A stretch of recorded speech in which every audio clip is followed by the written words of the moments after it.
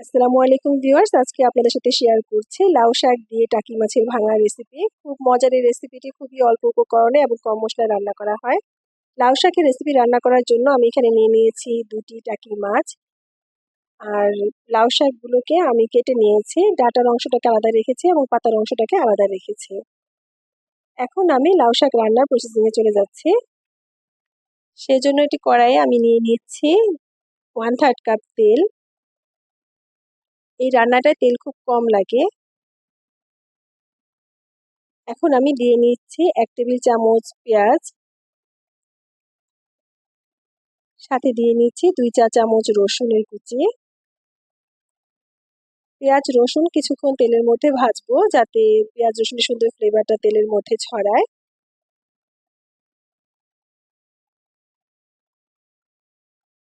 এখন আমি দিয়ে দিচ্ছি 1 চা চামচ হলুদের গুঁড়ো আর দিয়ে দিচ্ছি 1.5 চা চামচ মরিচের গুঁড়ো। হাফ চা চামচ ধনিয়ার গুঁড়ো দিয়ে দিলাম। এখন আমি সামান্য একটু পানি দিয়ে মশলাটাকে ভালোভাবে কষিয়ে নিব। আর দিয়ে দিচ্ছি 1 চা চামচ লবণ। সব মশলা দিয়ে আমি ভালোভাবে কষিয়ে নেব। যখন দেখবো উপর দিক থেকে এভাবে তেল ভেসে এসছে, তখন দিয়ে দিতে হবে টাকি মাছ।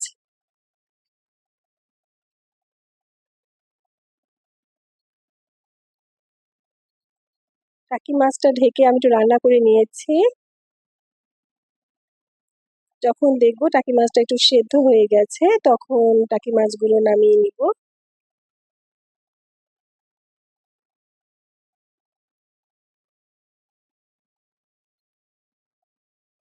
এখন সেই মশলায় আমি দিয়ে দিচ্ছি প্রথমে শাকের ডাঁটাগুলো একটু শক্ত থাকে, তাই ডাঁটাগুলো আগে দিয়ে হালকা একটু সিদ্ধ করে নিলে ভালো হয়। আমি মশলার সাথে কিছুক্ষণ একটু কষিয়ে নিচ্ছি।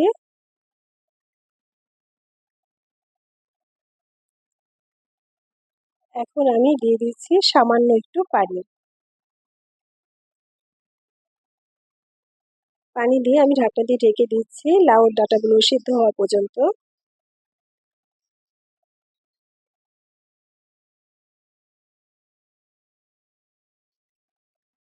লাউয়ের ডাঁটাগুলো ভালোভাবে সিদ্ধ হয়ে গেছে। এখন আমি এখানে দিয়ে দেব লাউ শাক। এভাবে ডাঁটা আগে সিদ্ধ করে নিয়ে পরে শাকগুলো দিলে শাকগুলো সিদ্ধ করতে খুব বেশি সময় লাগে না, এতে করে শাকের সুন্দর সবুজ কালারটা থেকে যায়। এখন একটি ঢাকনা দিয়ে ঢেকে দিচ্ছি লাউ শাকগুলো সফট হওয়া পর্যন্ত।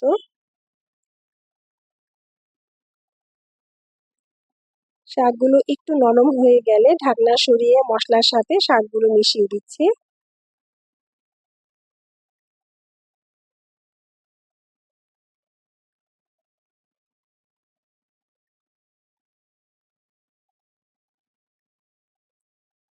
মশলার সাথে শাকটা মেশানো হয়ে গেলে আবার ঢাকনা দিয়ে ঢেকে দিব।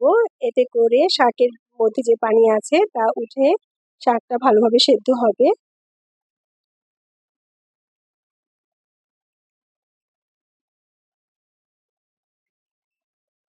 অন্যদিকে আমি যে মাছটা তুলে রেখেছিলাম তার মাঝখানে কাঁটাগুলো আলাদা করে নিলাম এবং মাছ থেকে কাঁটাগুলো সরিয়ে নিচ্ছি। যেহেতু আমি মাছ ভেঙে দিব, যদি কাঁটা ভালোভাবে বেছে না দিই তাহলে পুরো শাকটাই কাটা কাটা হয়ে যাবে।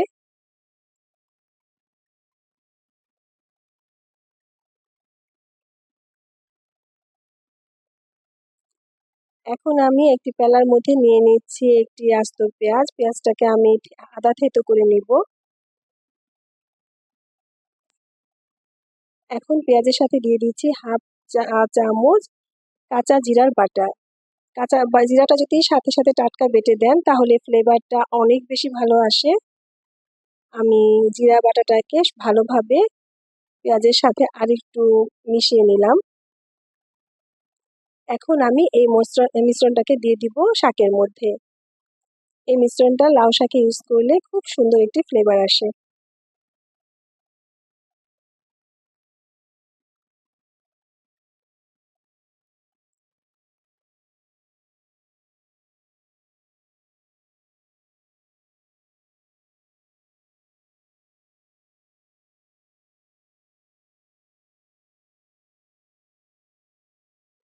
শাকটা ভালোভাবে সেদ্ধ হয়ে গেছে। এখন আমি এতে দিয়ে দিচ্ছি বেছে রাখা টাকি মাছ।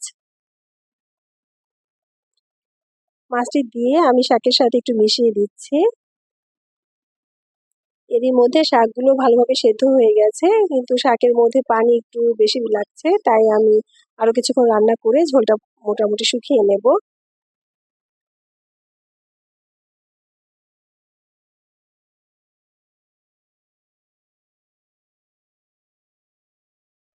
এখন শাকটা ভালোভাবে রান্না হয়ে গেছে। এখন আমি আপনাদের সার্ভ করে দেখাচ্ছি।